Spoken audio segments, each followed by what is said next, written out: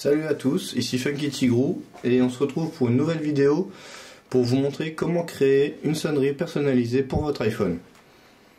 Donc pour cela on a vraiment besoin du minimum. Vous avez besoin de iTunes et de votre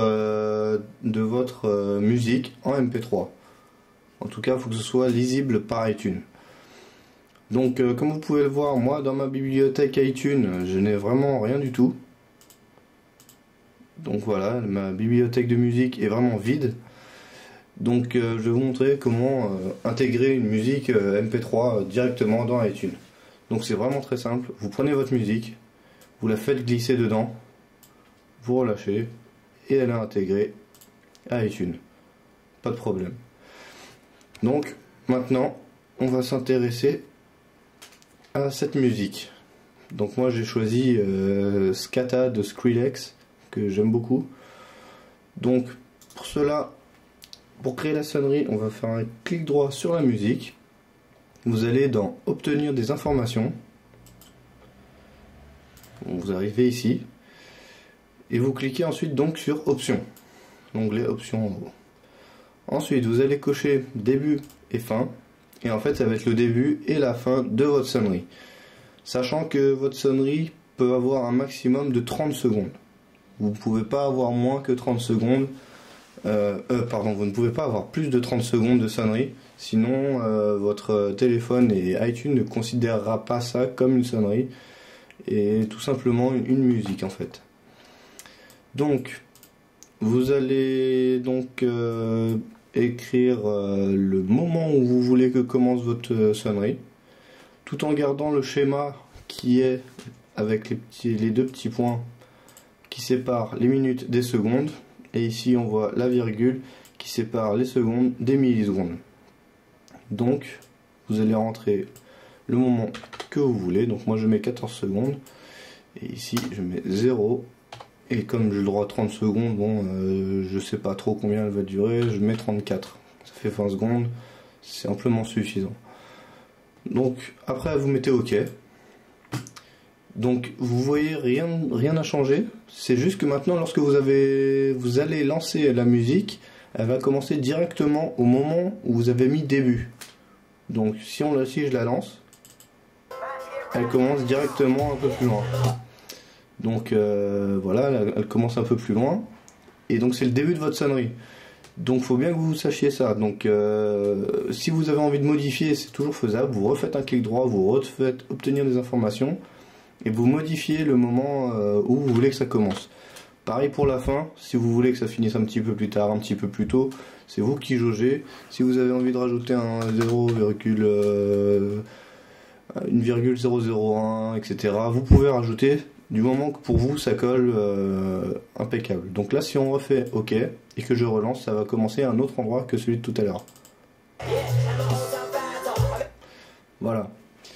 Donc pour moi, cet endroit est entre guillemets parfait, c'est le moment où je voulais commencer ma sonnerie. Donc on voit que j'ai commencé à tel moment, vous laissez tout cocher. Vous allez ensuite dans Avancer. Vous allez dans Avancer en haut, et vous allez faire Créer une version AAC. Cliquez. Voilà. Donc maintenant vous avez deux musiques du même nom. Pour moi elle fait 3 minutes 55, donc la version originale, et en dessous celle de 20, c'est votre sonnerie. Enfin c'est ma sonnerie. Donc maintenant que ça c'est créé, celle d'en haut, l'original, vous pouvez refaire un clic droit dessus, obtenir les informations et décocher début et fin. Sinon si vous utilisez iTunes comme lecteur, à chaque fois que vous allez la lire, il va commencer au moment où vous lui avez dit de commencer pour créer la sonnerie, au moment où vous lui avez dit de finir. Donc là, moi, ma chanson durerait 20 secondes. Je pense pas que ce soit vraiment agréable. Donc vous redécochez tout, vous refaites OK. Et maintenant, si je la lance, elle va recommencer au début. Voilà. Donc il n'y a pas de souci, elle recommence bien au début. Maintenant, on va récupérer cette musique de 20 secondes. Donc vous pouvez la faire glisser sur votre bureau par exemple. Et donc là, en fait, il faudrait modifier l'extension. voyez pas grand chose. Donc voilà, je l'ai fait arriver ici. Celle-ci, on peut la virer, on n'en a pas besoin. Donc voilà, celle-ci, en fait, ce qu'on veut, c'est modifier l'extension de ce fichier. Mais là, par défaut, on ne voit pas l'extension. Alors, pour voir l'extension, vous allez cliquer, vous allez ouvrir un document. Donc par exemple ici, moi je prends un document. Alors si vous êtes sur Windows 7 comme moi, vous appuyez sur la touche Alt. Ça va vous faire apparaître fichier, édition, affichage, outils, etc. Vous faites outils, option des dossiers, affichage. Et là, vous allez chercher, que je vous dise pas de bêtises. Alors, voilà, masquer les extensions des fichiers dont le type est connu. C'est coché, vous le décochez, vous faites appliquer, ok. Et maintenant, quand on revient ici, on voit que on a une extension à la suite de ma musique, de ma sonnerie entre guillemets. Donc là, le seul truc, la dernière chose à faire, c'est que vous supprimez le M4A, vous supprimez juste le A, vous allez mettre un R à la place, entrée. Voulez-vous vraiment modifier l'extension? Vous dites oui, et c'est fini. Alors c'est fini, vous avez plus qu'une seule chose à faire, c'est de réintégrer cette sonnerie sur le côté dans bibliothèque.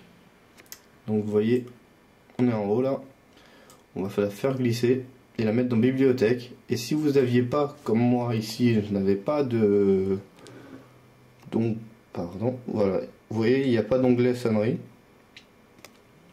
Et maintenant, une fois que je vais avoir fait glisser ma sonnerie, ça devrait créer un onglet sonnerie, voilà.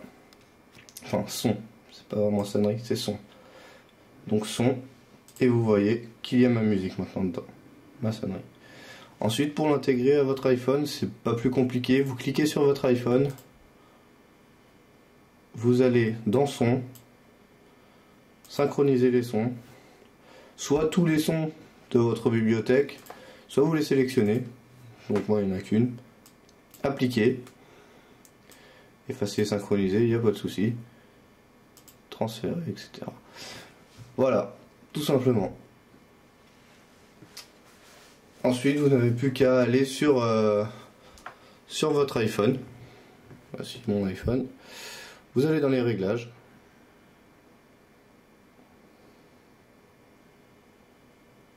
Un petit peu long, parce qu'il est en train de synchroniser en même temps. Vous allez donc dans son, dans sonnerie, et vous voyez qu'en haut, il y a bien ma sonnerie.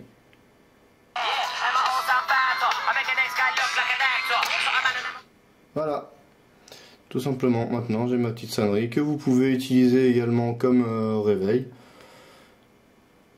Et voilà, tout simplement, c'est pas plus compliqué que ça. Donc voilà, c'était mon petit tutoriel pour vous montrer comment créer une sonnerie personnalisée pour votre iPhone. J'espère que ça a été, que c'était assez clair pour vous et que ça a pu vous aider. Donc voilà, si vous avez besoin d'autres choses, si vous avez des questions, n'hésitez pas à laisser des commentaires. Je vous répondrai au plus vite. Et voilà. Donc je vous dis à bientôt et puis visitez iPhoneme.com. Voilà, salut!